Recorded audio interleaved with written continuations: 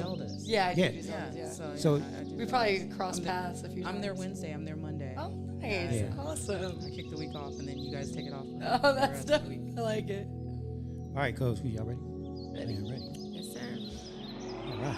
This is going to be fun. Everyone has a unique gift, and Mike, the creator of the 1NELife podcast, believes most people don't know how to use their gifts or what they are. Mike wants you to see things from a different perspective and be true to yourself. The 1NELife podcast unites the world through art, fashion, music, and film. It inspires, motivates, and creates positive energy, love, and compassion to all communities and creates an equal playing field for all. On the 1NELife podcast, they cover topics like building relationships, overcoming adversity, habits of healthy people, and much, much more. We only have one life to live. Be yourself and live your truth. Add the 1NELife podcast to your playlist. That's the number 1 1NELife. Available on Spotify, Amazon Music, Apple Podcast, and your favorite podcast platform.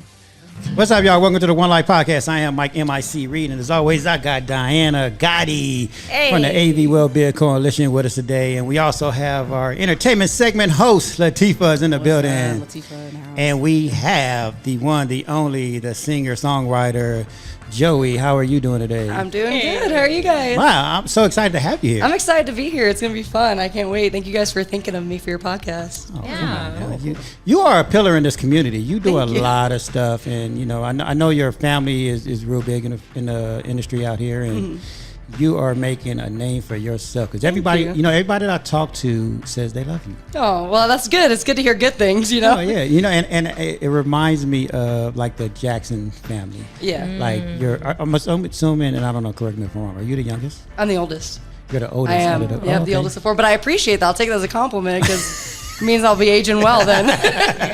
No, actually, but I mean, I say that because everybody says that you're the talent. Thank you. I appreciate that. And Thank so you. for you to break out on your own and just kind of do your own thing right now, you're making a lot of waves out there, and like you're doing it. Thank you. I appreciate it. Yeah, it's been fun kind of doing my own thing and being on my own. All right. Yeah. So we're gonna get into this. So, Yes, sir. Go ahead. Oh no, I'm waiting. She's like, I thought you set this up. Yeah, no. Actually, I'm now curious. I feel What? like I'm left out. I don't know much about the background. So, yeah, I'm curious. So I grew up in a family of musicians, but it was definitely like kind of like more of a front that my dad had kind of created for everyone, where he kind of forced me and my siblings into the industry, and by proxy, just because we were like the Jackson 5, literally. We had no other choice but to just keep getting better and keep working and getting good and stuff. But my dad was kind of deemed the Italian Joe Jackson. We were on wife swap when I was like a young kid. Oh wow. Yeah. Whoa. Yeah, it was that. quite an experience, but it was like my dad's kind of concept of like, oh, we'll go and get a lot of exposure and get out there, and then it just kind of completely backfired on him because of how he is as a person. And he definitely is kind of like the Joe Jackson thing. So just throughout the years, we kind of had a family band and trying to push that on the novelty. And it just got to the point where I couldn't deal with it anymore. I couldn't deal with like the pressure and the abuse and just the things that they would say and do. And I got to the point where I was like, you know what? I'm good. I can go do this on my own. I don't need to feel stuck anymore. And so I did that about a year and a half ago. I left and kind of went on my own path. And it's been so great ever since, because everything positive started happening. Any roadblocks that were there kind of stopped getting in the way, and it just became a more positive, happy experience. Because I definitely had a moment I was not a fan of music anymore. I didn't want to do it because I'd done it. I've had like a 20-year career at this point. And so I'm like, man, I put in time and I'm just tired. And then getting to do things on my own in my own way, it kind of relit that excitement for it. Of course. Now, because I want to comment on that, because a lot of people don't realize this. Because I've been in entertainment for 35 years, right? And I worked with kids all my life, and even like on my shows, and I've seen parents where they, everybody always say, "Oh, your child is cute, put them in entertainment," right? Yeah. And then they force the kids to do this, and they don't realize, like the kids and the parents don't realize, like that's a full-time job. Yeah. Not only do the kids, because my niece went through this a few years ago when she was like 7 years old, and I had to explain to her, because she was like, like I literally don't have no time for myself, because not only is it a full-time job, but guess what? You're you're still a kid. You still had to do your school activities, your school stuff, right? So it was always, being on set for 9-10 hours. Then you got to go do your school stuff. Then you still have your activities, because with kids, you still got to take some type of activity, like whether it's dancing, boxing, some type of sport activity, because when you're a kid on set, those skills help you get parts. Yeah. So you're literally out there 16, 18 hours a day. You have no time for nothing. No, and see, I actually missed out on the kid social interaction thing. I didn't have that at all, because we moved almost every 2 years from all over America. We lived in Switzerland for a few years, and I was a little all over, so I didn't have time to really make close friends or connections. And I was working full time from the time I was 11, and it was just rehearsing and recording and shows. And so the amount of times I would miss out on my own birthdays and events or parties and things that my friends would be normally doing, getting their interaction at that age, I didn't really have that moment. And I feel like I definitely missed out on a lot of it because of that.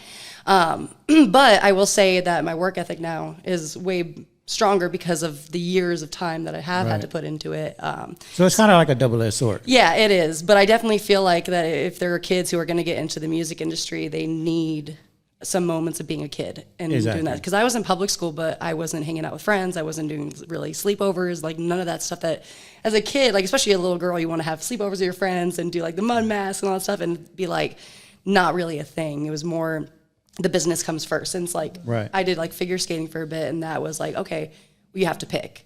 Either you do that or you do music. Right. And it was kind of the unspoken rule of you had to pick music. So I would say, seriously, if there's any parents who want their kids in it, make sure they have that time with their friends. But not to force it either, because I've seen so many parents force their kids, and I used to have to pull parents to the side, but your kid just don't have it. You're forcing. No, for real. I had to be honest. You're forcing them. They didn't have it, as in they didn't have the drive. Is that what you mean? No, just the acting, the talent skills. Ooh, that's a hard conversation. No, it is, but it's a conversation you have to have, because you're forcing your kid to do something, and like you said, they're missing out on their childhood. No, let them go be a kid, because this is not going to last. I mean, I've been on the set plenty of time with the set kids, and they always want to make me be somebody's mother, and I swear, it's these kids are brilliant, and I've seen some that are fireballs. They're just extremely intelligent, just they're assertive, they're right, but see, those kids are completely different from the kids that I know what you're talking about. But see, the difference is, because you're an actress, so you already see them once they go through the phase where I get them, because I'm a producer, developer, so I get all the kids before anybody see them, before we schedule you for a show. So I get all the auditions, all the kids that want to be, and it's no, don't waste your time. Because I think they would have to be excited, they're little excited balls of fire. It's hard to believe how much they really are into it. Set kids and acting kids. How old were you? How did you act when you were on set? I was always trying to be very professional. There was kind of that over looming just parental fear of if I don't do good, I'm going to hear about it after. So for me, it was more be as professional as you can, be as polite as you can.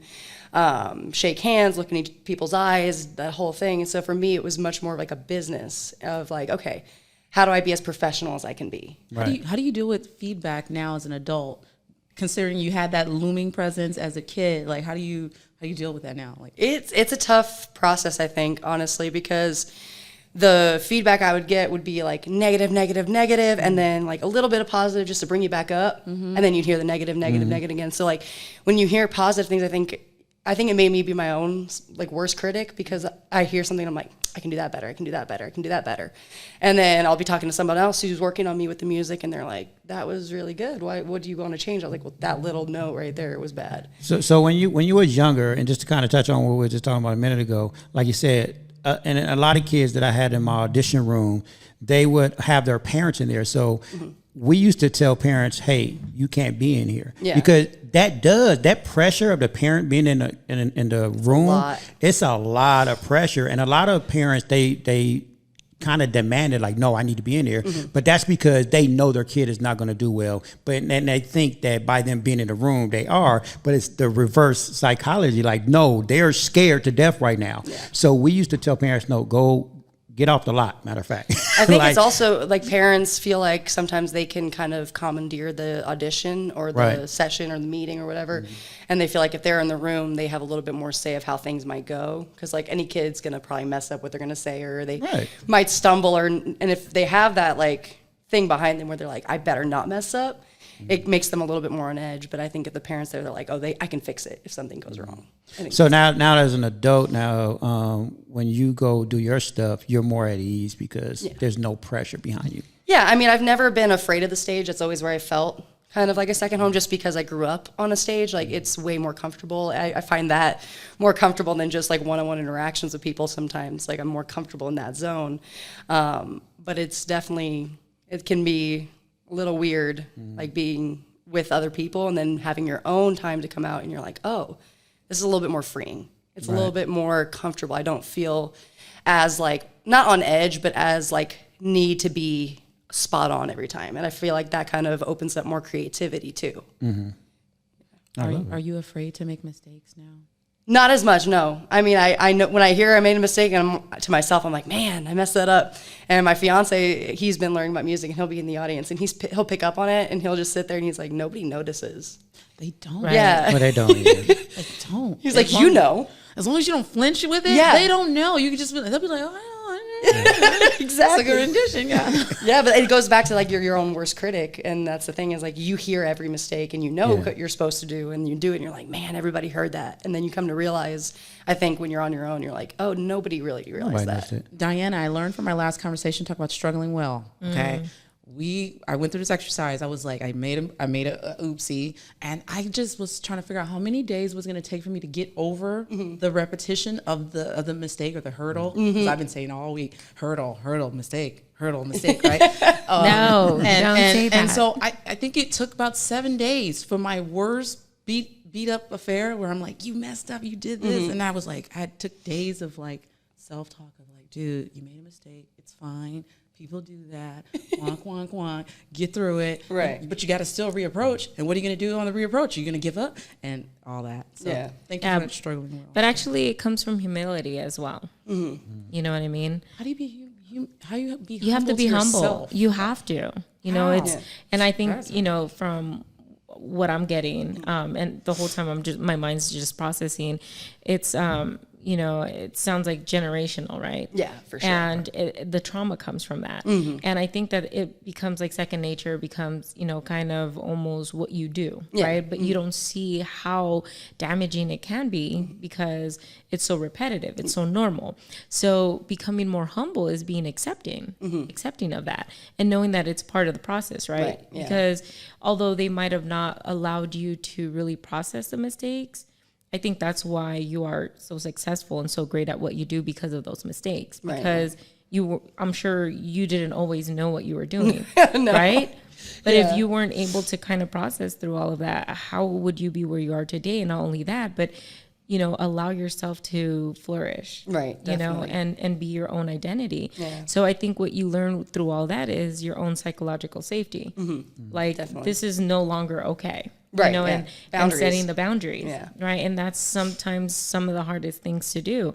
But, you know, loving yourself, being humble, you know, about that, because there's always ego, right? Yeah, of course. And then if you allow that to kind of take over, you're not going to be able to see the bigger picture. Right. Yeah. So during your time where you said you kind of took a break, just during it, like Diana called it, challenges, how did you get it back? Honestly, when I started, because the way I left my family was pretty abrupt. It was kind of an argument that came to a head, and I made the choice to just walk away. And for a few months, I didn't have any equipment. I didn't have the means to go out and perform and do things. And I was burnt out. I just had like a couple guitars. So for like a few months, I was just kind of like figuring out where I was going to go and what I was going to do.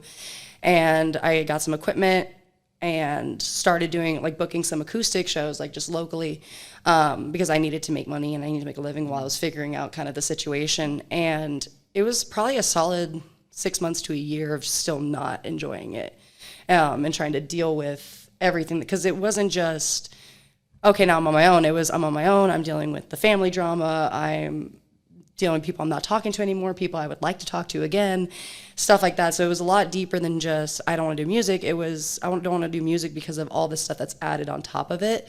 And I think that just through being in an environment, because I moved in with my fiance and his family, and it was a much more supportive and positive and happy living environment. And it was just kind of helped me go through things on my own, at my own pace. And they were very understanding. Like, if you don't want to do it, don't do it.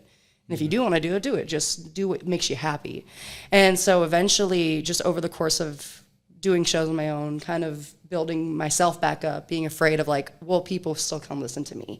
If I'm not with the family behind me, will people still be interested? And going through all that. And then eventually I got to a point where I was like, man, this is actually fun because I can do it the way I want to. I can pick what songs I want to do. I can sing them the way I want to.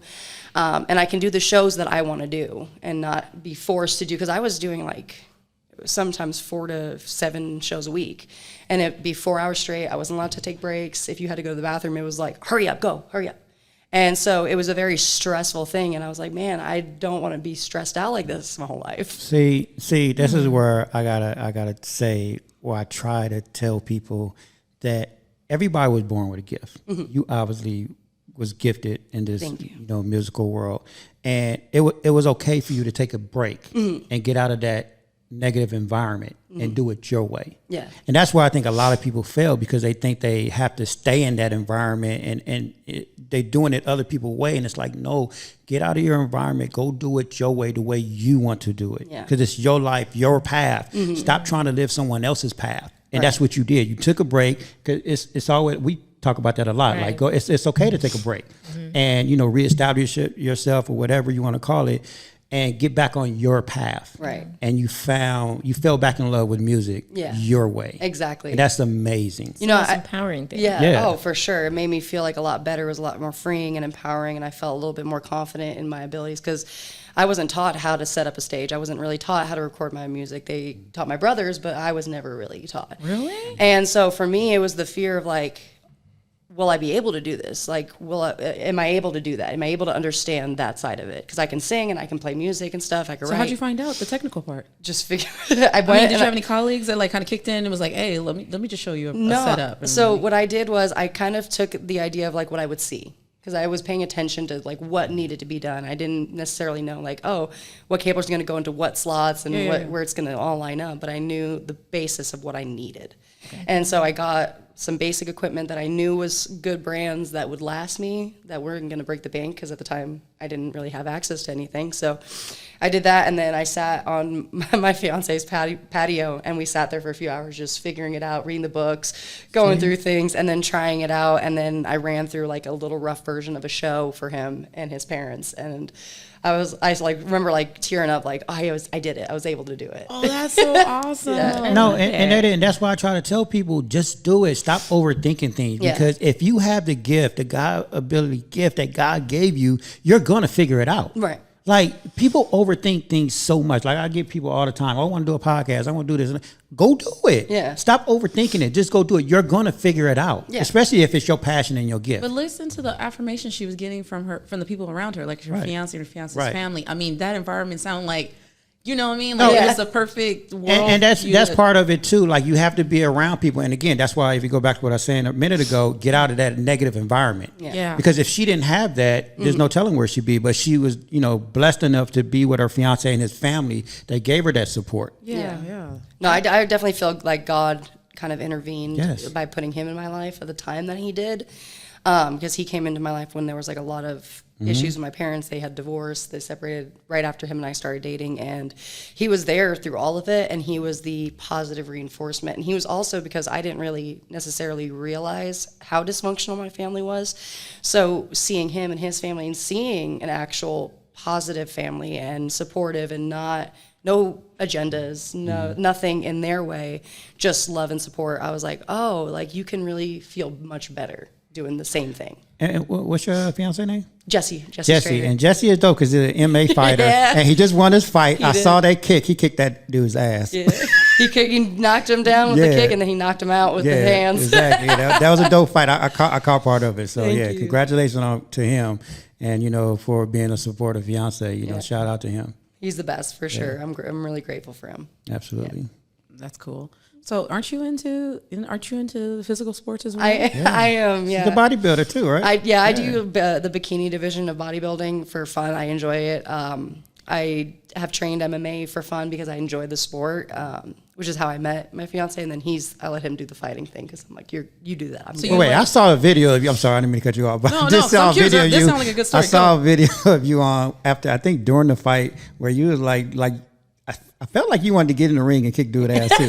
She was like, yeah, like you were so excited and pumped. I get pumped up, and somehow, I don't know how, but I always end up like really close, either right by the cage or right by there. And like, I get like, obviously like nerves and stuff because I'm like, that's my guy out there. But also I'm with him for all his training, so I'm confident in his abilities. But I'll be there just yelling. I'm like Snickers at his fight. Like I need a Snickers because I'm not myself. That's that great energy, like how you said him and his family give to you, but you also give it back to them. Yeah. And that's that balance, that great balance of love. Yeah, well, you got to have a team that's strong, that genuinely wants you guys to win. Like you want each other to win. It's not one-sided. You have to want everyone to win. Mm-hmm. Okay, but how do you feel about getting hit in your face? Because that's my worst nightmare right yeah, there. I don't do that. I do not want to get hit in my face. I've done it a few times. Oh man, I feel like Honestly, when you're because I've never done a fight, but I've done like sparring at the gym, and I've taken a few shots. And the first time I was like super nervous, and then I got hit, and I was like, oh, that wasn't that bad. Let's keep doing it. Oh no! and then I got paired with a guy, and like he dropped me, and I was like, well, okay, that's that bad. That part is that bad. I just want to keep you like as far away from my face as possible. When you're an actress, I think our actresses feel that. Before I was an actress, I was a person who never wanted to get hit in their face, like ever, never. Like I hate that. I mean, it's definitely weird to want to get hit in your face. Like I don't want to get hit in my face. My fiance doesn't want to get hit in the face, but it like for him, it comes with the territory. So he's like, I'm gonna get hit. I had long arms, so my thing was always, you're never gonna get past this space right here, wherever that is. No, you Stay got back. that far. So, yeah, Mike, that's my secret power. I like it. That's what I'm saying. You gotta have that reach. You gotta have. I'm short. I know. I'm looking at her arms like, yeah, That's all. Like, so if you got to my face, what am I doing wrong? Right? What happened? All right. So bikini also? Yeah. Okay. So are you nervous about that part? Like, cause I was watching this movie. I think it was called "Don't Call Me Sally," or she's a bodybuilder. It's like this documentary about this chick. She accidentally she killed her husband, but you know what I'm talking about, right? And I was just watching her drive because she was in the military. She was just super pumped, and I just loved her guts. Right. It had really the story wasn't about the husband situation. It was really about what type of person can get through that kind of hard trials. Yeah. So how do you deal with that? With the body? I mean, because it's a lot. It looks like it's very expensive from what I understand. That's the hardest part. Yeah, it's like a whole nother career I was just astounded. Yeah. I got into it in 2019. And it was right after my parents had split. And for me, it was more of like a coping mechanism. Like it was a healthy outlet where I could work out, feel good, kind of just escape at the gym. And then I fell in love with like the science behind it of like what you can do with your body through eating right and not restricting too much. Because I definitely restricted way too much on my first competition. And then going to the next one, it's like a learning phase each time. And then my fiance actually trains me now, and it's been way better because he has a lot more knowledge than I do on the weight cuts and stuff like that. But it's hard. It's like it's very physically demanding. You're in the gym twice a day at least, and then you're doing cardio. Twice a day? Yeah, at least. Yeah. And then it's a lifestyle. It's not like a lot of people go to the gym for fun and they want to do all this stuff, but like what you and your fiance do and a lot of other people like even like with Jessica that owns Happy Thoughts Fitness, she does bikini. She trains. Oh, you know what I'm talking about? Jessica? I met Jessica. Yeah, Jessica is one of our good friends, and like that's a lifestyle. Yeah. Tell me about it. It is. Yeah, and then like you said, on that. I was like, once a day, okay, I feel you. Early in the morning, Kobe time, Kobe 3 o'clock in the morning, I got you. But twice a day, Lord, You know what I'm saying? I just had them ribs a little while ago, and I would fuck them up. I think the diet is probably the hardest part. It's definitely because you're restricting calories, you're being strategic about it, so you're not trying to burn yourself out because you have weeks to go through that. So we try to really kind of mix it up and find lower calorie recipes that are still good and fun. Like we make a pizza. It's like a big old pizza, and it's like 500 calories. And we're like, oh, this is great. We get to eat a whole pizza. The whole pizza is The whole 500 pizza, calories. and it's great. We love So it. you have a cookbook for this? Because I've never seen a 500 calorie whole pizza. I'd love to come out with Golly. one. We've talked about coming out with a cookbook because like we love coming up with recipes that are lower but still Okay, keep is your this sanity. cauliflower wheat? What is this? No. What is this bread made of? That's only.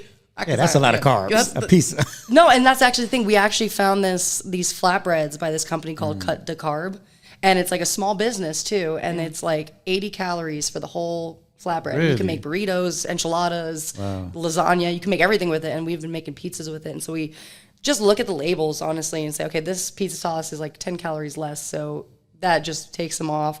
And you could still have like the same things. It's just measuring it out, not like knowing your portions. I'm And down with the 500 calories. yeah, right? And it's good. It feels like you're eating a real pizza, and it's a big one too, so you get stuffed and it doesn't affect your goals. So how many calories a day can you consume? Being in for what you're doing. It depends on, I think, what phase you're in. I mean, and everyone's different. Everybody has different calorie goals. So like someone who may be eating 2,000 calories a day cutting may be the same as like what I would eat in bulking. Like if I'm eating like 2,000 to 3,000 calories trying to build muscle, they're eating that while they're cutting. Dang. So it depends on your metabolism and your training and how you approach your diet. But like I've had times I was eating like 3,000, 3,500 calories a day, and then times I've been eating like 1,500. So it just depends on the phase you're in and what needs to be done to meet your deadline. Oh, That's shit. dope. Yeah, it's fun. That's a lot. That's She does a lot. lot of stuff, right? Not just Okay. being an entertainer and singer. Like that's a nutritionist and all that stuff. Hey. Okay, cool. That's a lot in itself. Just being a singer, songwriter, but then you do all that on top of it. Yeah. Yeah, it's like my hobby. It like keeps me. It's like that thing to do Right. outside of music. No, and I think that's what a lot of people don't realize. Like you have that outlet. You know, that's about. I think I read that in Michelle's book, or even Michelle McQuaid? Yeah, or her podcast show. How they was talking about you do need that outlet because you can get burnt out. Like if you like just for instance, like Oh, a singer yes, songwriter, yeah. and you just do that all day, every day. At some point, you're gonna get burnt out. You need an outlet. Like you need to do something outside of that. Yeah, no, I love that. Yeah. Yeah, you're like inspiring me. I'm like, Oh, maybe I should do a little something. You know what? I've never seen Diana this quiet. No, I'm so intrigued. No, you know what? She's really giving us a bunch of science right she here. really is. You know? Yeah, we were like, what? Wait, hold up. No, but you know what it is? Sometimes you have to allow people to speak because Right, yeah. you have a very inspiring story. You know what I mean? Like, although you have had, and I call them hiccups as well, like in life, you know, you're being very vulnerable and honest, and I love that. And sometimes people will withhold that, especially being in the industry and, you know, having a career, and you're going to be in the spotlight, right? So people are always going to nitpick at that, but might as well address it. This is my reality and hold accountability. You know, like I'm really big on that a lot of people don't know how to do that. Right. You know what I mean? And then they want to portray something that they're not. So I really am like, I want you to say more because people need to hear that though, honestly. Yeah, no, I agree. I think like for me, the longest time being in that family band, it was the image. They cared more about what we looked like to people as opposed to what was going on behind the scenes. And I think that having to keep like all the stuff hidden and kind of have that poker face every time you're out, like you get yelled at and then you have to go on stage and give a 4-hour show acting like nothing happened. So it's like you have to keep those emotions at bay. And I think once I left, like I started feeling a lot of stuff. I'm a crier too. Like I cry at the drop of a hat. So just letting those emotions out and then feeling better and then talking to people and feeling better. And I was like, sometimes you have to talk about what you've been through. And if not for yourself, if for someone else who hears it and they're like, oh, like I can do that. Like I heard Jeanette McCurdy had that book that came out talking about her mom. And it was very, very similar to my situation where her mom was kind of the overseeing power of her career and guiding her down like the wrong way of doing it. And she even did the same thing where she's like, I stepped away from acting for like 2 years because that was what held the power. And that's how she got it back herself. And I would hear her interviews and I'm like, man, that's helping me get through it because I can relate. And I think it's important that even if things are tough to talk about, it might help someone else who's stuck still. Right. Well, vulnerability is strength. And some people don't understand that, you know, or we're better at shaming. Yeah, right? for sure. And it's the worst thing that we can do to each other, but we're social creatures, you know, and by you saying that you were deprived from that at an early age, a lot of children struggle, you know, like later on in life and how to process and how to express what they're feeling. Yeah. And it's just admirable to hear that you were able to just pivot through all of that. Thank you. I You know, appreciate like, that. Thank you. no, I mean, but it's the truth. You know, like we should be seen. And I mean, you seem fairly young, you know, and a lot of, I'm so big on youth, you know, a lot of our youth are struggling because they have a lot of, you know, verbal abuse at home and, you know, shaming and breaking down, you know, that our kids don't know how to navigate through that. Yeah, kids need love. They need both their parents there. They need them to be supportive and have kind words. And obviously you need discipline when it's called for. But I think that if you uplift your kids and want them to do better than you did, then you're setting them up for success. Yeah, I mean, suicide rates are so high. It's sometimes some of these kids think, you know, that it'll go away if I just don't exist, versus there are other options. 100%. You know, like it might, you know, be hard at first, but it's not permanent. Right. You know, you have the ability to dictate, you know, and hop into that driver's seat and drive. You know, like you really are behind that wheel. And only you can kind of navigate to where you want to go. And clearly you're seeing that. Yes. Well, I mean, I saw it in there when first time I saw you at Zelda's. I think I had just stopped by. Shout out to Zelda's, by the way. They're Karen, awesome. they're so awesome. But the first time I saw you, I think I was there for like a few minutes, and I didn't get to see your whole show. But a couple of weeks ago, you was there. Yeah. I got to sit in on your whole show, and let me tell you, it was amazing. Thank you. I loved when you did the Dolly Parton Whitney Houston song. Like that blew me away, honestly. Like I did like that song is a hard song to do. Thank you. Yeah, I love that song. It's a beautiful song. What's the name? I Will Always Love I Will You. Always Love You. She killed it. I mean, I'm like, wow. Anybody that can do Whitney is like amazing. Thank you. Like it's hard to do Whitney. You know, they wouldn't let me do that. I was on The Voice, and they wouldn't let me put that down as one of my options for the live shows because they said nobody can sing it like Whitney, so you're just going to be compared. Get out of here. I've seen some people who stun on them, but they just they don't have want to that. pay for that clearance. There's the clearance, the clearance Right, for yeah, that's sure. the clearance, yeah. Yeah, because I wanted to do like Led Zeppelin. They're like, Led Zeppelin doesn't let you do their songs. Look. Man. Yeah, that's what I'm thinking. That cheese right there. Because Mariah wants her cut for sure. She wrote it. Right. And Mariah's, Whitney's, Clyde. So speaking of The Voice, how was that experience like? It was fun. It's definitely a longer process and kind of system than people realize. I think people see it and they're like, oh, I just went on the show, and they turn their chairs and it goes like that. But it's not. You do like 3 or 4 auditions before you even get to the audition that you see on TV.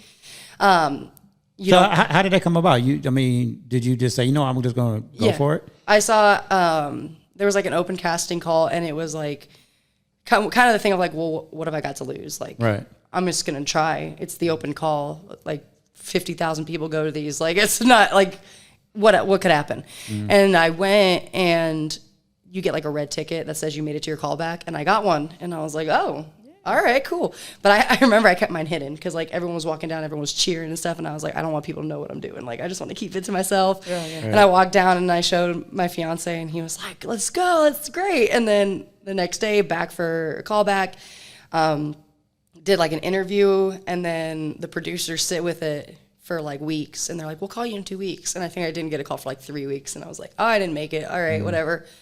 And then you come back and you do another audition for the producers. And then you finally get to your blind auditions. But it's definitely like a producer-controlled show. What do you think they're looking for to see if the kid can handle it, or they're going to crack, or what do you think they're? Because obviously these people can sing, or else they would have never made to the first. Well, callback, I don't know right? about the first audition. Like, right? Well, some of them, like we were at, because you see American Idol, and they're very big on showing the good and the bad in between it. That's what the voice audition really is. Like, you hear all those people who can sing great and not so great. And then they kind of weave through, I think, the preliminary of everybody who just wants to try it. Yeah. And then they take the people who can sing, and then they go, because like I know like one of the first questions they ask is, well, what do you do?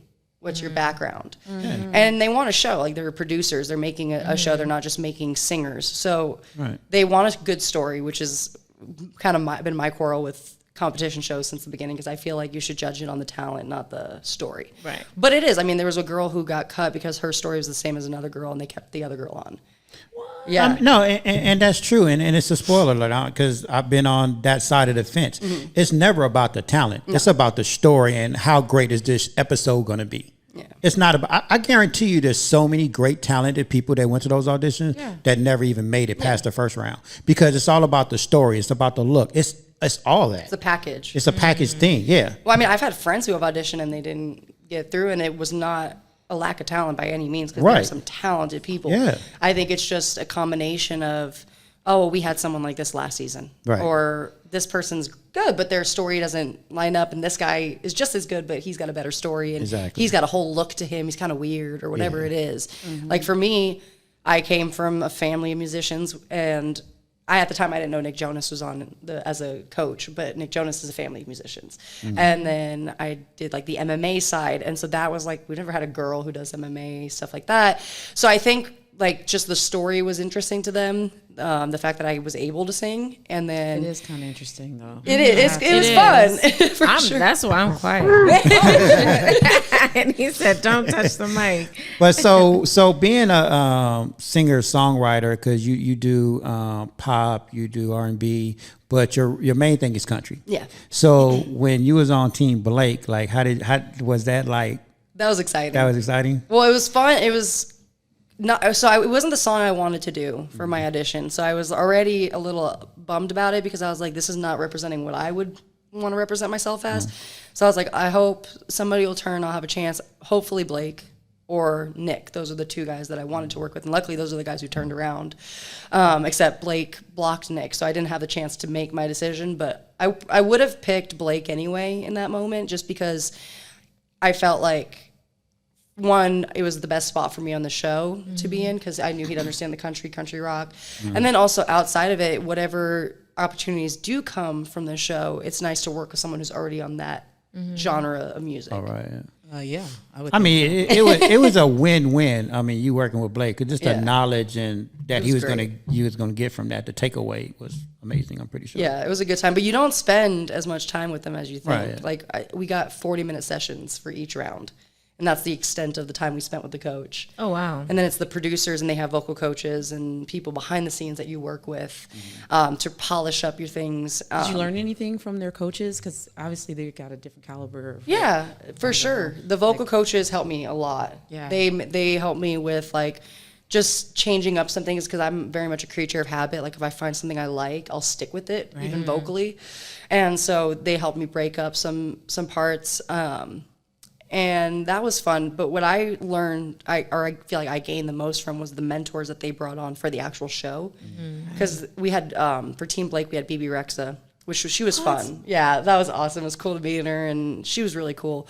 But then for me, they do a thing called, I forget what they call it, but it's like the main mentor for all the teams on the later round. And it was James Taylor. And I was like, I lost it. And I lost it even more because nobody knew who he was. Except for James Taylor, James Taylor, like the James Taylor. Nobody knew him, and I was sitting there. I was like, "You guys don't. What are you doing You here?" just call out my name, right? That's all. You're not a true musician. Yeah, and like only Team Blake and a handful of other people were like freaking out about it.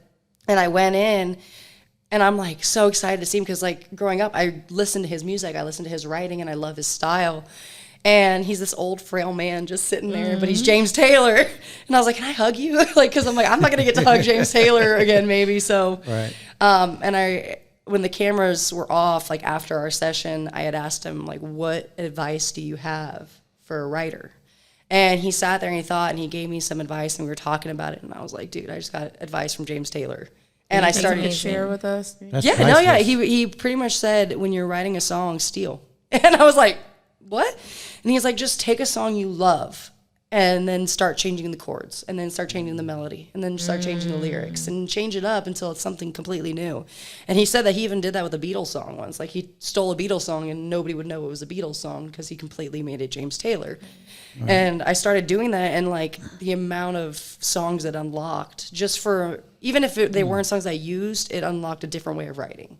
Have you read that book called Still Like an Artist by Austin Kleon? No, what is that? Yeah, it's just this little tiny book, and it's like cartoonish, and it's basically giving you permission to do exactly that, which is that nothing underneath the sun is new, and everything that exists is an adaptation of something else. Yeah. So Still Like an Artist. I gotta read that. Yeah, it's really cool. I learned that my TV executive, he's a big brother mentor to me. He actually taught me that. He said, Mike, anytime we do something, he says, go look at other people's stuff that's relatable to ours, and then take that, but make it yours. Yeah. Yeah. Because I have a graphic design background, so I'm an artist and a creator by heart, right? But he taught me that. He said, Mike, whatever you're doing, just go look at other people's stuff that's doing the exact same thing, not just make it yours. Yeah. Because I always tried to just do it my way. He's like, no, go look at what's out there that's popular, or whatever, and that's how you make it yours. So it's true. Yeah, you can't get stuck trying to be someone else. You gotta because I feel like you try to be too individual sometimes, and you're like, I gotta be the newest thing, the next fresh whatever, and then like you look at what's working, and it's all the same stuff. You turn on the radio, it's all the same music playing over and over, and there's differences, there's different voices, different like words used, but the style is still the same. Yeah, so if you're just kind of follow what's working for you and what you like and you're passionate about, it makes you kind of go down different paths that you didn't even think of like originally. Right. Yeah. Absolutely. I mean, I utilize that in sales or even in public relations. I always tell people, sit on the opposite side, right? And ask yourself, what would attract me to that? And that's almost similar to what he's saying, is find things that you love, right? And then make it your own. It's the same thing. Even when you're selling something, ask yourself, what would make you buy that? And it's going to sell. Clearly, you're there to buy, right? Yeah.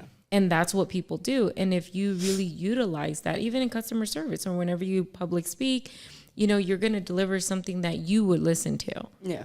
Not something that you're just coming out and, you know what I mean? It's like, oh, yeah, that really sucked kind of deal. But you really don't have to break your head, and that's kind of like what he was saying. Take music. I mean, even with the Wu-Tang, I really like their show because it really shows how Bobby broke down the music. That's really what he did.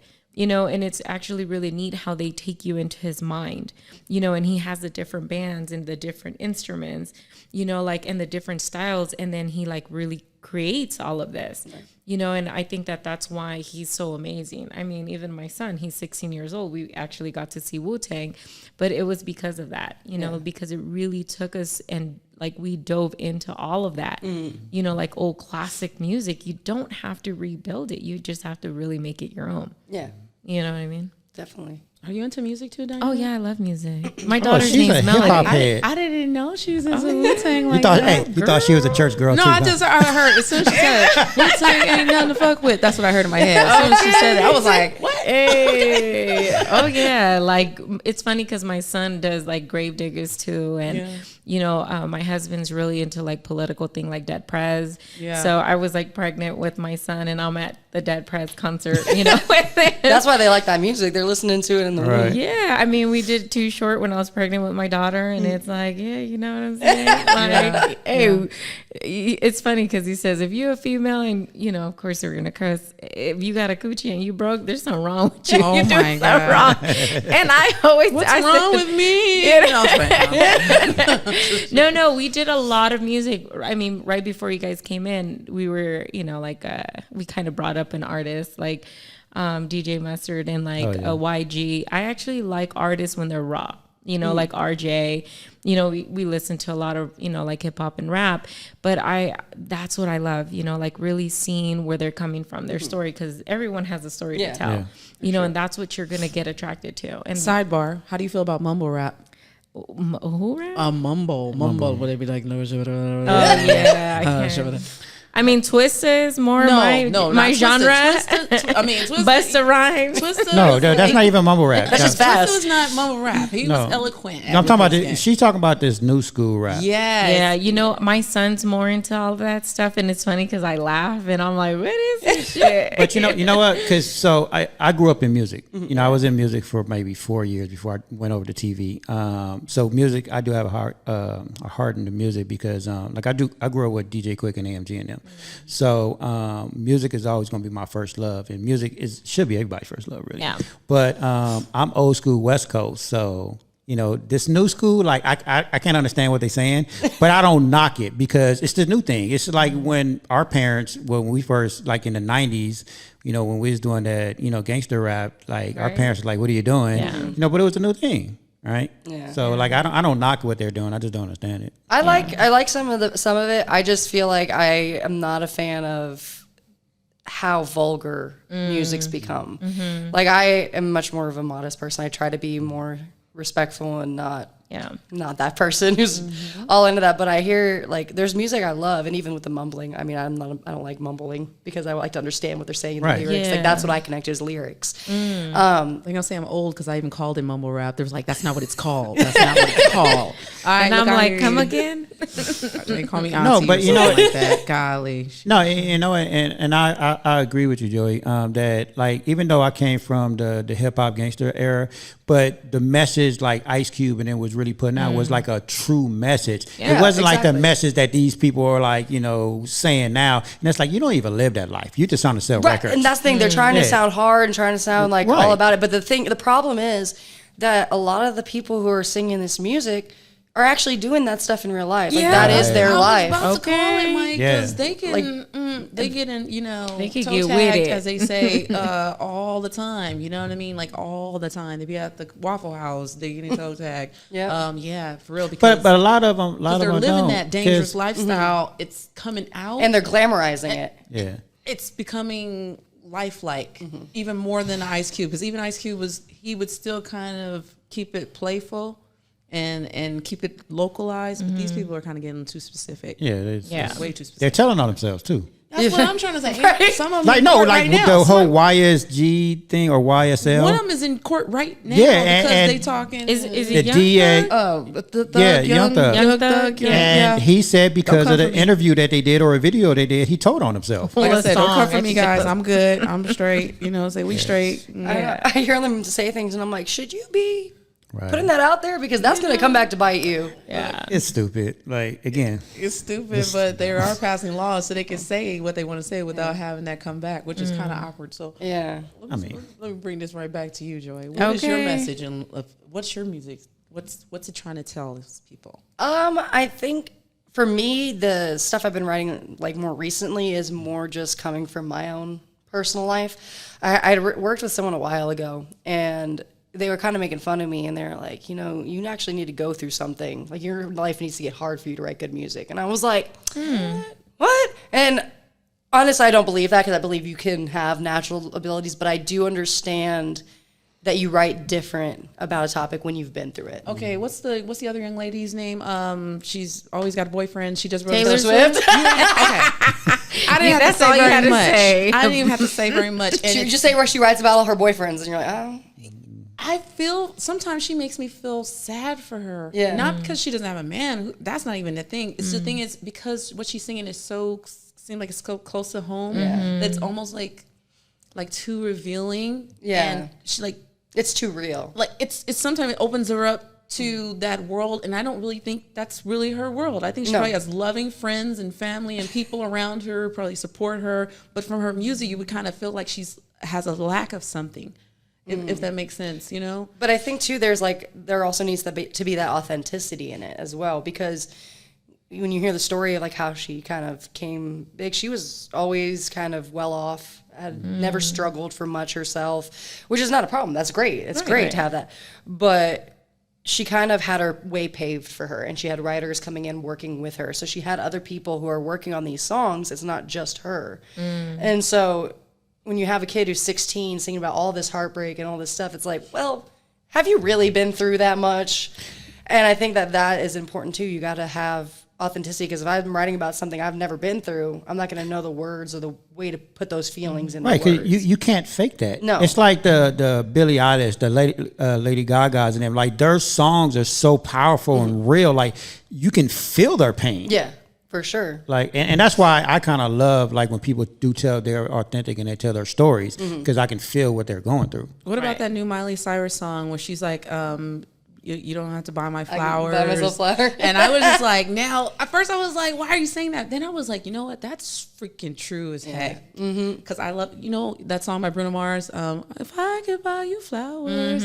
That's what I guess her ex-husband had dedicated to her or something like that. And then so now she came back like, I don't need you to, I'm going to go to the store and get my own. Oh, is that song where she flowers. said, "I hold my own hand"? Yeah. Yeah. You know what's funny about that? I was actually thinking about that. said, No, grab the this mic. is true. Like, who the hell wants to go down the street holding their own damn hand? That's Nobody. true. These So are why are you all saying that? facts. Don't nobody want to hold their own That's not hand. what she meant. She just meant like, It's symbolic. Now, But you have people on TikTok now saying, "Yeah, I can hold my own hand." Yeah. But I will buy my own flowers because that's literal. And I walked by some tulips today I was going to buy for myself. And I was like, nah, they're going to get I old like in the flowers. car. Everybody likes But I'm flowers. definitely buying my own flowers. But would it these mean days. more if someone just out of the blue gave it to you just because? Not because of your birthday or just because. Well, the thing is, as young ladies, we're kind of taught that Cinderella story out the gate. So we're kind of always looking for that. If it's like the ultimate thing, and it almost like it validates you as a chick, as a woman, like, oh, you're good enough to be loved on like this specific way where somebody does these specific actions and now you're qualified, so to speak. Like I was watching this other little film the other day, and the uncle, he says, make sure you leave a glass slipper. And I was like, are you freaking serious right now? Like basically he's telling the lady, like, make sure you leave something so he can come and find you or, track you down and all that. And I was just like, dude, that's so antiquated. But what's wrong? See, I'm on the flip side of that. You're on the flip side of that? I have to be on the flip You said side I of left that. my glass slipper? You know Find what it, I'm baby. saying? Hey, but you have to say what you want in return. As a woman, you have to dictate it. And it's funny because although I'm not the biggest fan of Charlemagne the God, however, these certain topics that they had, they were just talking about that. There was a gentleman that he's African descent, right? And they were criticizing him because he goes, as a man, we're supposed to do that. And now when women are doing too much, it's almost like they're men. They're not attractive to an extent. But it's very interesting that they do bring it out because I think society is teaching women to not allow themselves to be loved. You know what I mean? And it's not even from a controlling perspective, but it's a valuing. And I think that we should be allowing ourselves to have that romance, to have that guidance. But as a woman, you're still going to dictate what you want and your value. I think, you know what I mean? I mean, I hear that statement, but I also hear that sounds like the person who doesn't understand that basically what you're telling a woman to do is to sit down and wait. Sit down and wait for me to come and do something for you. Sit down. And women are not doing no sitting down and wait. First of all, we're living, we're in school, we're educating ourselves. And don't be mad at a young person or any person for going to make themselves prepared in the world. Now, meet them where they are. And it's particularly for people like, I didn't hear that conversation specifically from Charlemagne God, but I know that conversation. It's really talking about a certain level of men who did not go and do those things. Right. So they're not on the level to really to be on that level. They can't handle that woman. Now that's a completely different thing from, I want somebody to come and value me and cherish me and treat me good and I and I receive all those love and all that love that way. But see, here, and this is from my perspective, because I'm the only man in the room here. Go ahead. Here we go. Might get in trouble for this. But no, because we talked about this a few shows ago. Remember, I said that nowadays with this mental health, and I can speak on this from experience. So, and I'm only going to speak on this experience. I was trying to date this one woman about 2 years ago. And it didn't work out, but she went off into this whole, I don't need nobody, I can do things by myself, I can hold my hand. And I followed her for 6 months, and she literally was just putting out on social media like, I don't need nobody, I'm, this whole self-love thing. And I get the whole self-love, I get, women being powerful nowadays. But I think certain women, they don't know how to balance it out. Like they take it too extreme. Okay. And it's like, okay, now you're saying you just want to be by yourself, and it's like God didn't put you on this work to be by yourself. It's 8 billion people in the world. Like you're not supposed to be by yourself. Right, but a lot of the time they're also putting out the content like, look at what I'm doing. If you don't want people to look, then why are you putting it out? Yeah. If you're really that independent, you really don't need nobody. See, right? I fall kind of like in the middle because I do believe in like, women are strong. We can do things the way we want. We can have success in business and all that stuff. But I do believe that there are roles that we play in a relationship. Right. And I feel like there's a mutual respect you have to have for each other. And it's not, oh, you do this because that's your gender role, or you do this because that's your role as the wife or as the husband, as the man, as the woman. I don't think it's that. I think it's a mutual love and respect for each other. And you want to do things for someone you love. Like, I want to make dinner for my fiance, and he wants to do the same for me. He buys me flowers because he wants to. I do things for him because I want to. And I think that women have gone a little too far into the feminism side to where they get mad if a guy's doing something for them, like opening the door for them. I've seen women be like, "Why? I can do that myself." Oh God. And it's like, well, no, it's about he's Not respecting these long you. nails, lady. Right? And it's like I would do that for a guy or a girl. It's not about who you are. It's the respect of here. You're principle. coming. I'll hold the door for you. But it's also on the flip side of that point. I actually had my ex-wife, like I used to rub her feet every night, right? And I always I said, "Oh my." what? I got skills. I got skills. Stop All I it. want to know is, Are did we he turning use this to lotion? the? Was he dry rubbing? First of all, Was it after a long day of work? see y'all turning this into the One Life podcast at night. I have a special lotion. Sorry. I have a special lotion. That's just a whole nother episode. But listen, so I used to rub her feet every night, right? But and I always told her, look, I like doing things because I want to. And it was because it was a one night that I didn't do it, and she got mad. She threw her feet on me. She rub my feet, and I was like, You can't expect it. Right? When you expect it from a man's point of view, when you expect it now, and now it becomes a job to me, it's a turnoff. Now I don't want to do it. Was she being playful though? No, hell no. She was serious was as that fuck. serious? Oh, she was serious as fuck. See, you got to do things without expectation. Exactly. Right. Because, like, I don't do something for my fiance because I want to thank you or I want him to do something for me. I do it because I'm like, this is going to help you and I care about helping you. And it's going to make your job a little bit easier, whatever you're doing. Yeah. And he does the same thing for me. If I'm struggling on something, he picks up the slack for me because he loves me. He's not expecting me to be like, oh, thank you. Let me do this for you in return. It's if you expect something in return, that's going to kill your relationship. It is, and I had It is. another girl that always wanted me to open the door for her, and I'm like, I don't mind doing that, but now that I have to do it, like, don't get mad if I forget. Like, I was literally in my garage. We pulled into my garage. I got out the car and I opened the garage door to the house open, and she was still sitting in the car. So I walked around, I was like, what are you waiting for? She was like, open the door for me. And I'm like, really? Inside the garage? I'm sorry. I like the door opening thing. Okay, I just like but it. for I her rock to with expect it like that was a turn off to me. I don't know about the word expect. The expect is kind of a hard For word. someone, look, I was standing at the house door and she was still sitting in the car like this. Like, what are you waiting on? Well, I think like- there's commanding respect in certain situations and expecting a certain level of how you act.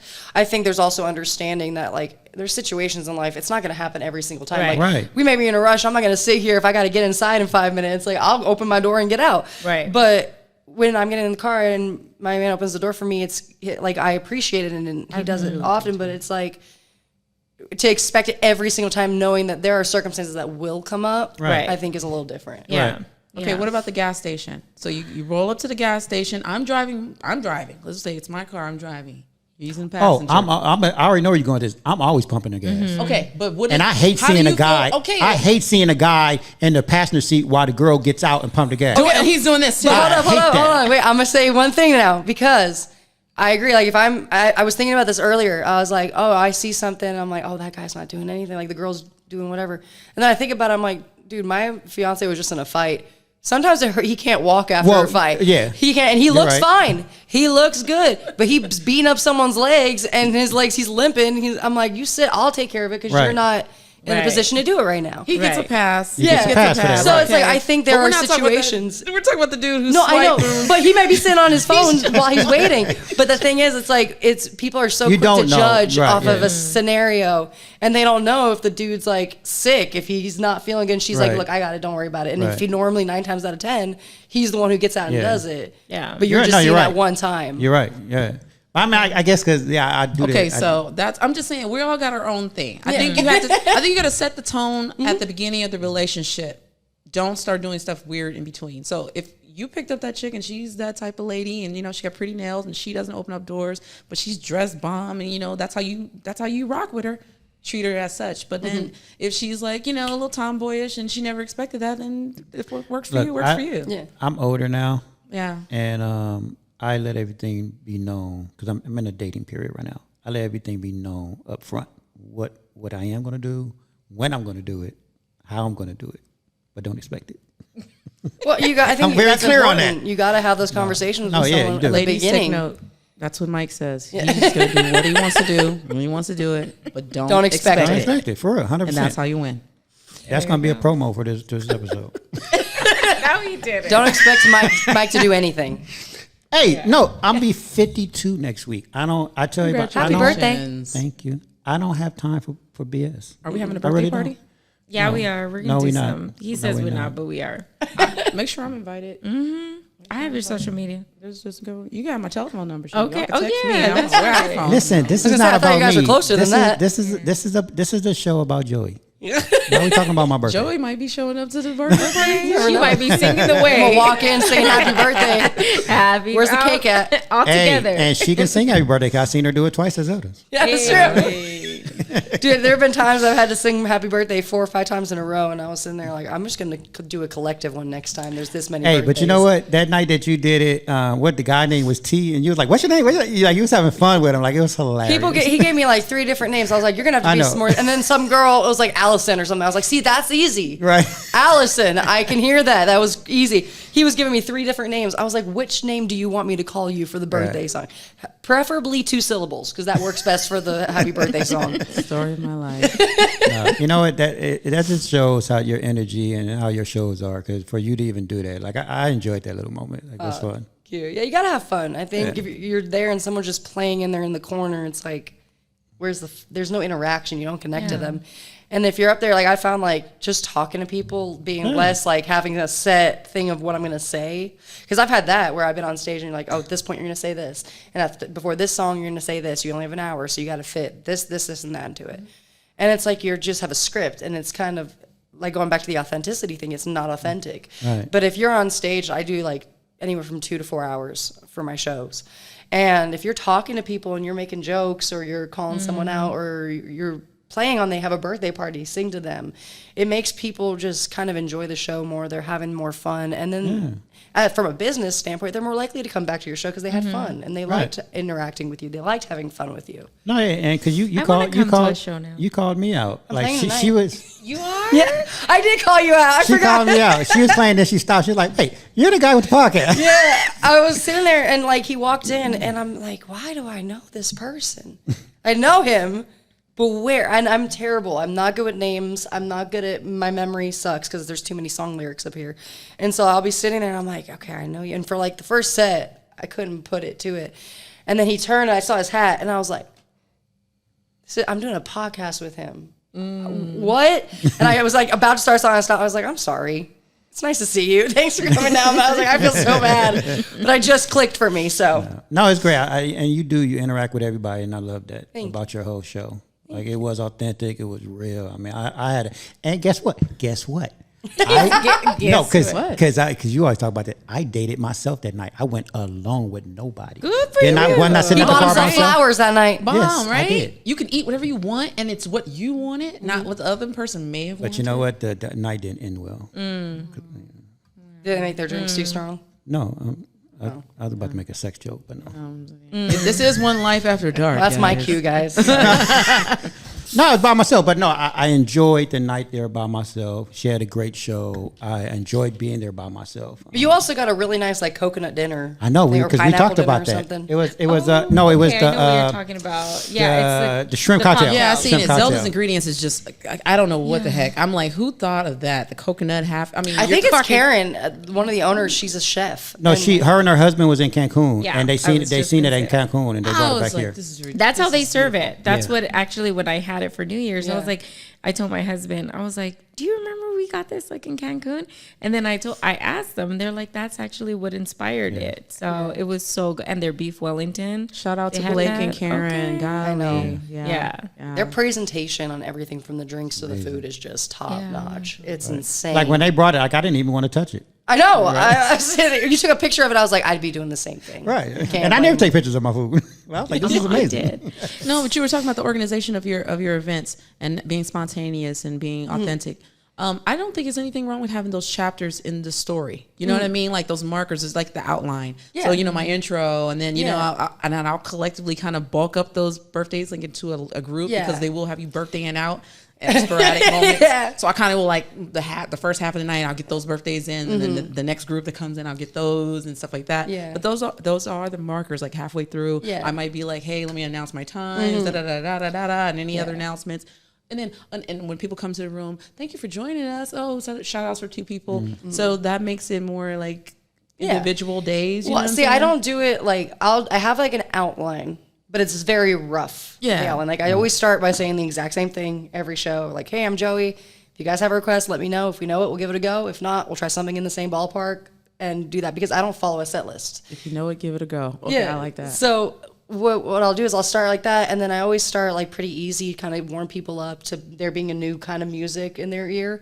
And then sometimes I'll get requests, and I'll find how I can lead up to that in a building way. And then I'll have moments like if I see birthdays, I'll probably ask at some point in the middle with like what they're doing, and then towards the end is when I'm like, all right, let's do some sing-alongs. Everyone's been having a good time. I can kind of gauge if that audience is going to want to sing along and have more. We've of a fun incorporated time. a sing-along in our sessions. It is so fun. It's fun, they right? love that, actually. It's great. Yeah. And my fiance is always like, sing along. That sounds like you're sitting by a campfire. I'm like, no, I'm talking about like American Pie or What's Up or Hotel California. Like these are not like sing-songy ones, but My friend Rachel, she likes Don't Stop Believing. They love that one. that's a good one. And everybody gets to get in there and Dodgers. yell. Dodgers. I'm a huge Yeah, Dodger Dodgers. fan. I'm a Or sports Tequila. fanatic. What's the other song? Tequila. The Tequila song. That's not a song. Yes, you get Oh, one yeah, word. yeah. It's one word. You can't And mess it's it up, loud. and then everybody Tequila. goes, Tequila. Then you got Sweet Caroline, and that's like Yes. that's the one. Yes, that's definitely top five sing-alongs. So, what do you like better, performing on a stage or actually songwriting? A stage. Stage. Yeah, I find it like for me to write, I either have to be in the mood to write, like in the zone for it, or like my writing is very sporadic when I get my bursts of being excited about it. But like being on stage, I feel like comfortable, and it's fun because as like an artist, I get to try different ways of singing something and see how people react to a different way of doing things, and then also try to use my voice or like move the song in a way that makes people feel emotion. You did a song that it was two songs put together. I want to say it was Sam Smith and somebody else. Oh no, it was Ed Sheeran. Thinking Ed Out Sheeran, Loud yeah, into thinking out Marvin loud. Gaye's. Yes, Let's Get It On. That was. Can I say fucking amazing? Yes, thank you. That's the look I had too. Because when she was singing it, I was like, "Wait, did she just mix Marvin Gaye with Sam Smith?" And it was incredible. Sam Smith. It was Ed Sheeran. Ed Sheeran. I'm sorry. Yeah, Same difference. I mean, I was like, "Wow, she really did," and she killed beats it. you could drop, Mike. You got no beats, so she could no. Well, it's just even it's the drum. same chords, the same chord progression, and so at the end it's kind of the same vibe, and the tempo is the same, so it's easy to just kind of go into it. You can't give me no sample for that. I got it. I mean, I can't even. I'm trying to. Okay. I'm trying to think of how the chords Think out goes. loud. It's like so it'll go like maybe we found love right where we are. I've been really trying, baby, trying to hold back this feeling for so long. And then you kind of do like a little section in the Marvin Gaye, and then it goes, let's get it on. So baby, now take me into your loving arms, and go back right into it. Bravo. And just kind of make it kind of flow. And that's fun too, live. It's like trying different things that'll go into. That's dope. dope. I'm sorry. I haven't seen that. Dang, so you said tonight you're going to be at Fulco? Oh, you got to go catch one of her shows. Well, I was Tonight telling you my performing? husband tonight that I'm like, before I left, I was telling Mike he's been working nonstop, and he took today and tomorrow off. And before I left, I said I would really love to have a date night. So it'll be 17 years this year. Aww, the anniversary. Wait, your anniversary's coming up? No, October Oh. 21st is our anniversary. Yeah. I was all clapping. Yeah. Yeah, no, just having our date. We really are good about that, having our little date nights and getting ready for each other. And, we still keep that little spark. You got it. Yeah, we have two teenagers, girl, I'm losing my mind. However, you know what I'm saying? But yeah, I actually, before I left, I said I would love to, have a little date night. Yeah. So I think you're Come you're on it. out. Yeah, let's do it. Where are you going to be performing at? Tonight I'm at Guido's in Rosemond. It's called Guido's at the Hangar. It's like probably like 15 minutes from here. I've heard about that. They got great Italian food. It's really good. They got some good pastas and stuff. Their pizza's really good. What time do you start? 6 to 9. Actually, Gotta probably got to head out soon. Okay. Get going over there to set up. You But got your makeup ready, so you know. I know that. Yeah. Well, that's my thing. I was like, it's perfect. I can come here, hang out, and then go right to work. Yeah. Well, it was so good talking to you. I loved it. I know. Thank It you. was a blast. Thank you guys. Yeah, I had a lot of thank fun. you. It's nice talking with everybody. Everyone's different perspectives and views on things. It's fun. Yeah. Well, thank you for also opening up to us on the personal side of it, because I know that was just a little, like shaping in your world even still. Definitely, yeah. So that was really cool. Thank you. Thank you Yeah, it's for good listening. I about it. appreciate it. I'm sorry, I was trying to connect my phone to the Not with this the Wi-Fi Bluetooth. out here. no, to the Bluetooth here. All this wind. Because I actually recorded that. Oh, the Marvin Gaye. Yeah. Oh, I got it on my phone. Yeah, but I was trying to connect. Hey. You just hold it up It's to the okay. mic. So, well, I'm super excited about that. Yeah, I hope you guys make it tonight. Yeah. Guido's, Roseman, 6 to 9. When Tonight. are you back at Zelda's? Or do you have a date back there? Or Listen, I told you I can't remember anything. Hold on. I got a lot of stuff. I don't know if I've set up a date with them yet. or Buckles and Boots? Aren't you doing Buckles and Boots? I am. I'm not doing them this month. Usually I do it every third Friday of the month. But I had another show. Go ahead, standing. But let bookings. me ask you a question though, because Buckle and Boots and Zelda's are two different type of environments. Do you have two different sets, or you do your same show? Well, no matter where I'm at, I kind of try to gauge my set based off the audience that's there. Right, okay. Because even at Buckles, you may have like an older crowd. Right. And they're not going to want to hear newer songs. Not that I do that many newer songs. My my set list is pretty old. But you can kind of gauge when they don't want it to be too loud. And they don't want the more upbeat songs. So I'll keep it like singer-songwriters or ballads. And then I usually start with that anyway to kind of gauge what people are interested in. But at Zelda's, I try to keep it more like flowy, and then like if I notice people are more in the party mood, then I'll like kick it up a bit. Buckles is a lot more of the upbeat country stuff, and maybe I'll go out and do some sing-alongs that are not country to kind of like just Liven it up. and not just stay in the one lane of country. Get some clips if you go, Diana, tonight. Oh, it's in the hip. Get some clips. I will. Get some clips of her work Mine. tonight. That's me. So That's my song. Wait a minute, I got it. Hold on, I'm gonna play it. Like I said, give me a minute. Give me a minute. No, I gotta play this. Come on. That's not it. Is that in the headphones or is that out here? No, that's on the headphones. Oh, I was like, this. I can't He tell. has it This is the connected. Whitney. You gotta put your headphones on. I can hear it. Oh, you could?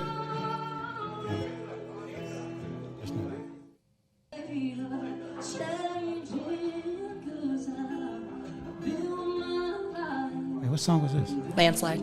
Yeah. I like your voice. I like your voice. Thank you. She's amazing, I'm telling you. Wait, where's that? Oh, that's that Mike. Reba. Wait a minute, did I not get that? I thought I did. That's a Oh, sing this was along. the fun. Yeah, this is the fun one. Oh, you know what? I thought I got it. I guess I didn't. That one's my original song. Yeah. Okay, so I didn't get it. I thought I get it. Maybe I thought I got it because it was so amazing. I just thank forgot you. to record it. But Well, you Yeah. gotta come tonight and then you can record it. yeah. Yeah, there you go. Good job on being prepared on that one, Mike. Thank you.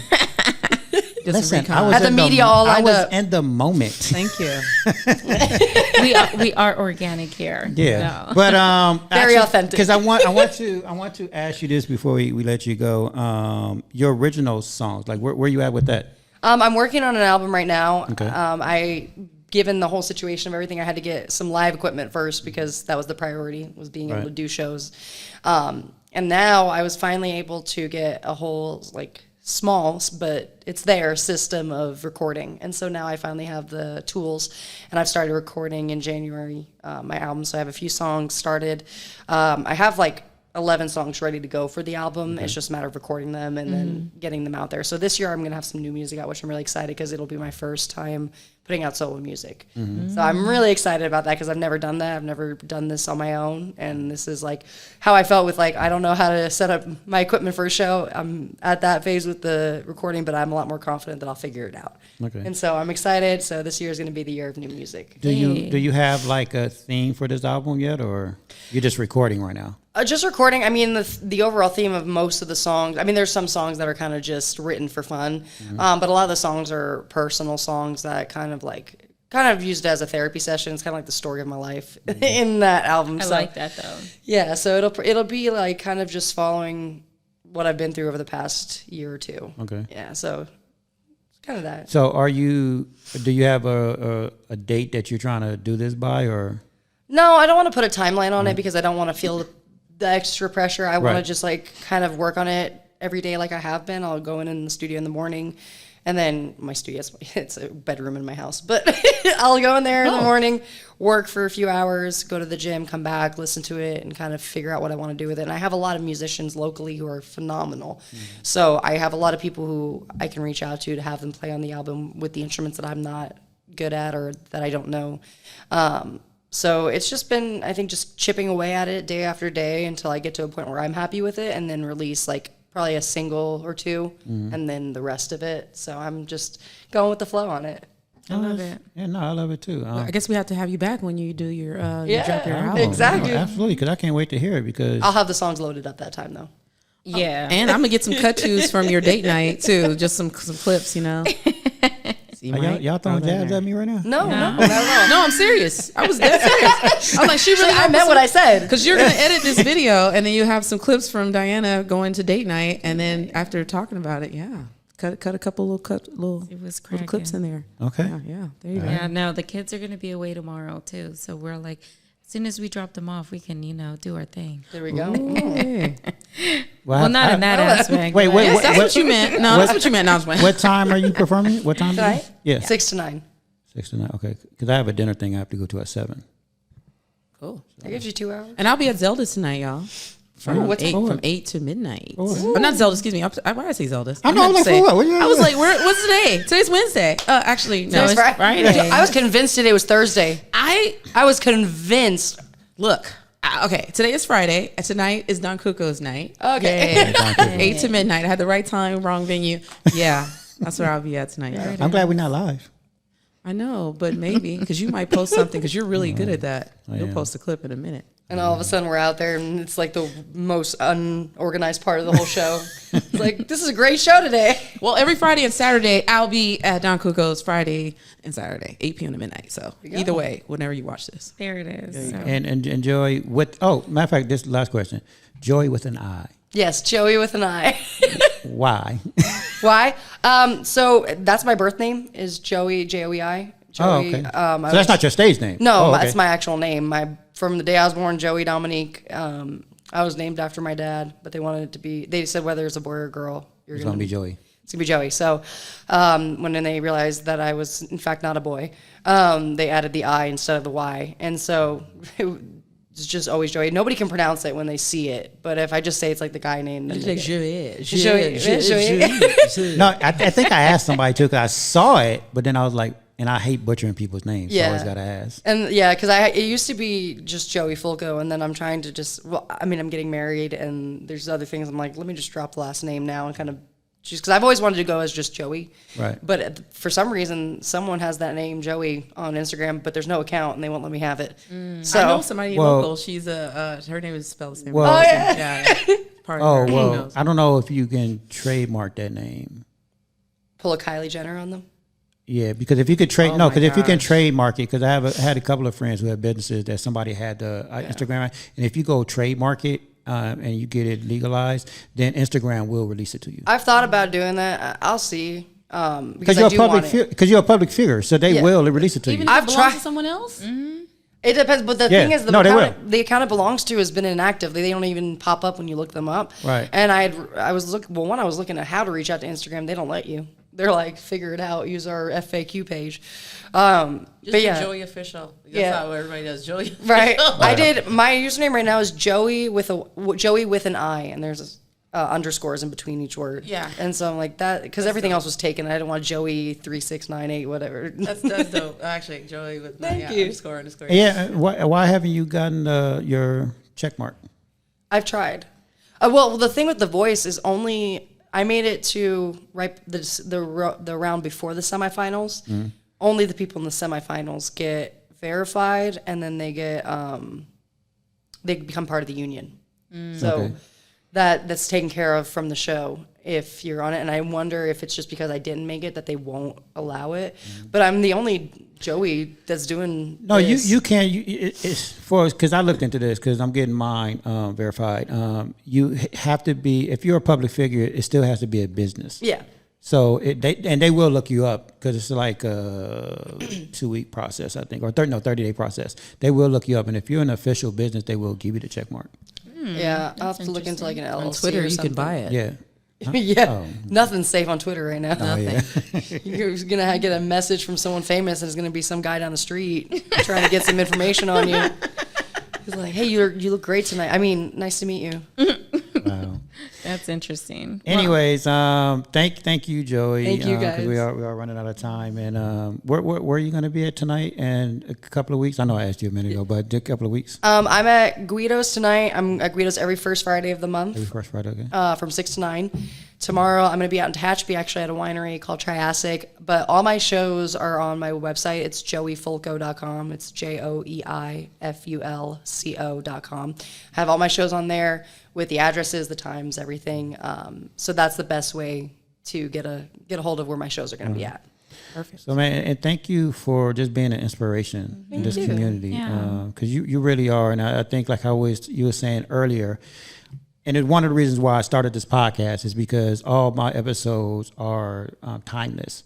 So even if it's today, tomorrow, next year, someone's going to hear your story and be inspired by it. And that's why I love to do it. And that's why I love to, why I wanted you on this show, because a lot of people know you out here and they had nothing but good things to say about you. And I had to have you on the show, and I appreciate you coming on here. Thank you for having me. I'm honored that you guys thought of me, and it was a blast, and I hope to see you guys again. Oh, absolutely. And actually, I usually close with. Well, you are going to close. You just didn't let me get to it, Diana. My crushing my goal, but it's funny because I usually flip them and I don't know what's up next. And just reading it, I thought that this was appropriate. In failure, there can be success. By that, I mean you can learn what not to do. I find that funny in a lot of failures because I've had enough of them. But I am resilient. My soul is very determined. I like that. That Right? is very nice. And it's a trip because as soon as you leave, I'll flip it and then read it next week and be like, oh shit, it kind of lines up with what we were talking about. Yeah. You know what I mean? That was perfect. So, man. yeah. It's a for good summary. Sure. Yeah, absolutely. So thank you again. Thank you. Yeah. Thank you, Latifah. Any last words for you? No, I just want to give her a hand. Thank you, guys. All right, thank you. We out of here. Yeah, peace.